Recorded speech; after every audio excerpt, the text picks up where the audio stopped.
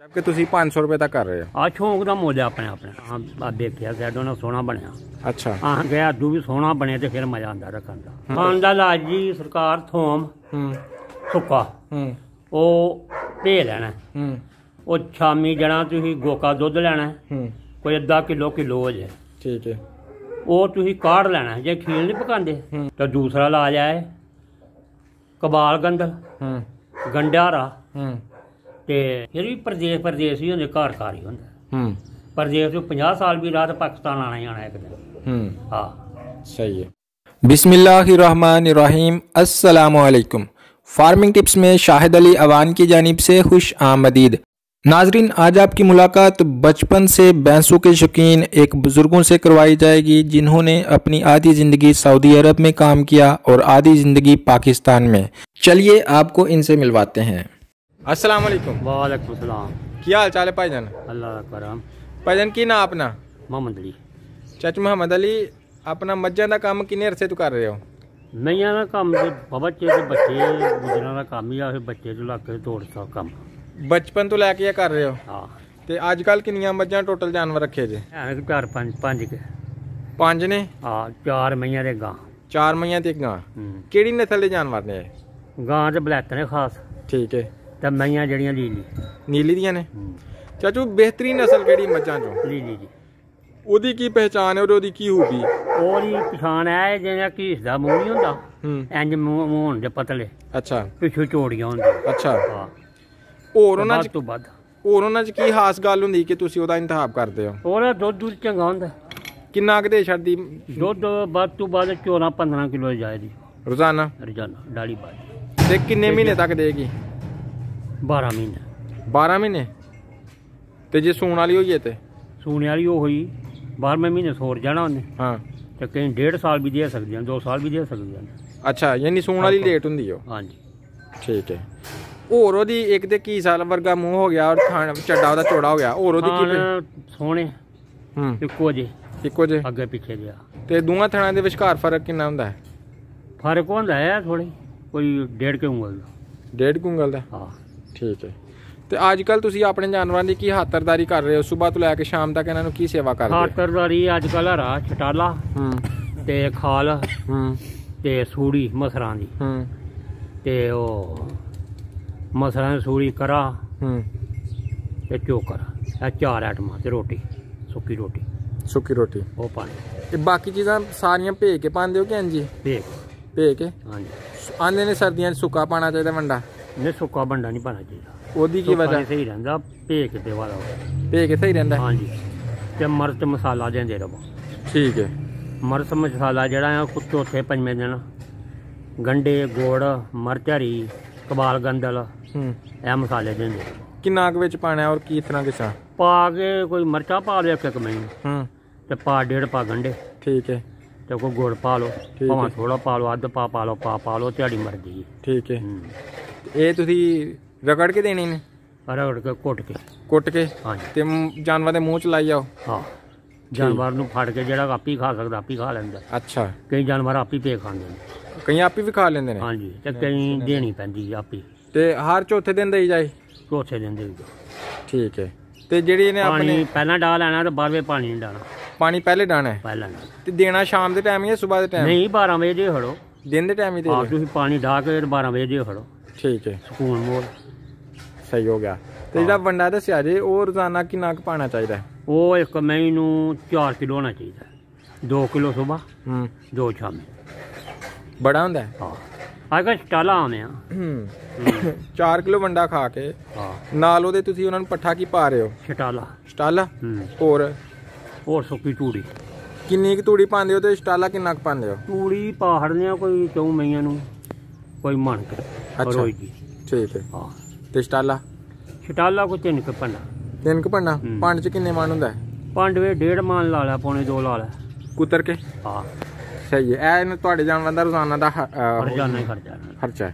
ਤੇ ਕਿੰਨਾ ਕੁ ਵੈਸੇ ਖਰਚਾ ਪੈ ਜਾਂਦਾ 4-5 ਜਾਨਵਰਾਂ ਤੇ ਰੋਜ਼ਾਨਾ ਦਾ? ਜਾਨਵਰਾਂ ਦੇ ਪੈ ਜਾਂਦਾ ਕੋਈ 2500 ਵੀ 3000 ਵੀ।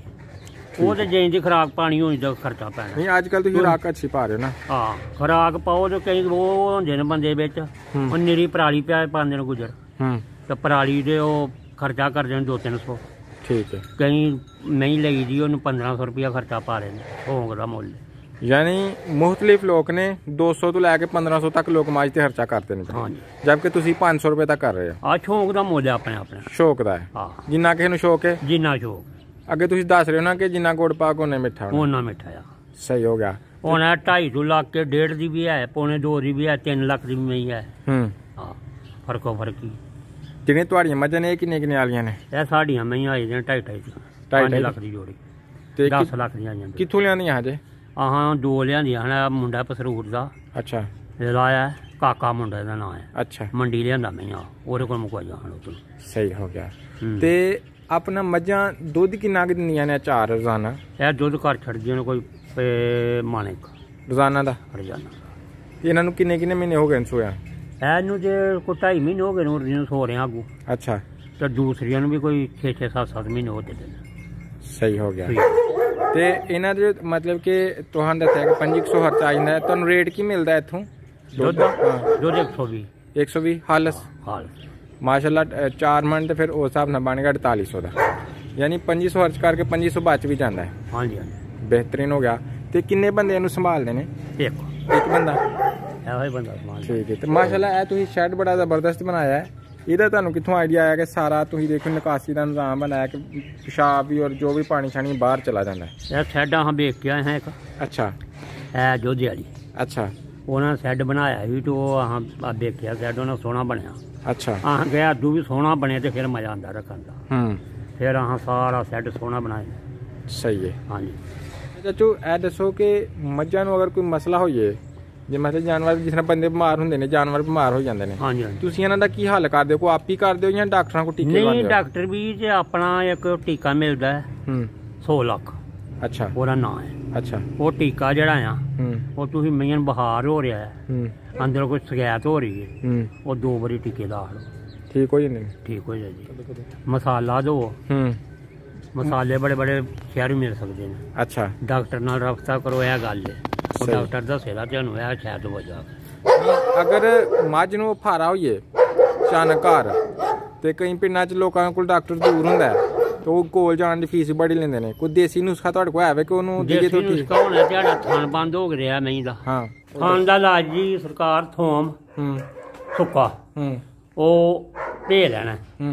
ਉਹ ਸ਼ਾਮੀ ਜਣਾ ਤੁਸੀਂ ਗੋਕਾ ਦੁੱਧ ਲੈਣਾ, ਕੋਈ ਅੱਧਾ ਕਿਲੋ ਹੋ ਜਾਏ। ਠੀਕ ਹੈ।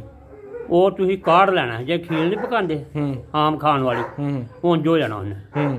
ਉਹ ਇੱਕ ਇੱਕ ਜਿਹੜੀ ਨਾਲ ਆ ਉਹ ਮੈਨੂੰ ਚੰਦਰੀ ਹੋਏ ਜ਼ਹਿਰ ਹੋਏ ਉਹ ਦੇ ਦੇਣਾ। ਸਹੀ ਹੈ। ਹਾਂ। ਤੇ ਦੂਸਰਾ ਇਲਾਜ ਹੈ ਕਬਾਲ ਗੰਦਲ, ਗੰਡਾਰਾ ਤੇ ਮਿਰਚ ਤੇ ਉਹ ਕਾਲਾ ਲੂਣ, ਇਹ ਛੇਵਾਂ ਜਿਹੜੀਆਂ ਕੁੱਟ ਕੇ ਮਸਾਲਾ ਬਣਾ ਕੇ ਉਹ ਮਈਆਂ ਨੂੰ ਦੇ ਦੇਣਾ।